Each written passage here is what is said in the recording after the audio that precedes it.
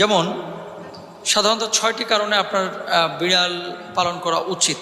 1 number, বিড়াল যদি বাড়ির মধ্যে থাকে, আল্লাহ রাসূল সাল্লাল্লাহু আলাইহি ওয়াসাল্লাম যেহেতু তিনি পছন্দ করেছেন, সুতরাং রাসূল সাল্লাল্লাহু আলাইহি ওয়াসাল্লামের পছন্দের প্রাণী আপনার বাড়িতে আছে, মানে আল্লাহর রাসূল যে প্রাণীটাকে পছন্দ করেছেন সেই প্রাণীটা আপনার বাড়িতে ফেরেশতা নিয়ে আসবেন।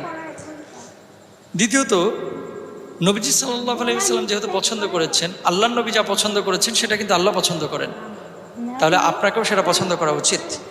3 নাম্বার, আল্লাহ রাসূল সাল্লাল্লাহু আলাইহি ওয়াসাল্লাম ভালোবেসেছেন, তার মানে বিড়ালকে ভালোবাসা এটা সুন্নাহ। যদি আপনি বিড়াল ঘরের মধ্যে রাখেন, একটা সুন্নাহ পালন হবে। আবার আল্লাহ রাসূল সাল্লাল্লাহু আলাইহি ওয়াসাল্লামের ভাষ্য অনুসারে ইসলামিক স্কলাররা যেটি বলছেন, বিড়ালের লালা অশুদ্ধ না, বরং বিড়ালের লালা বিশুদ্ধ।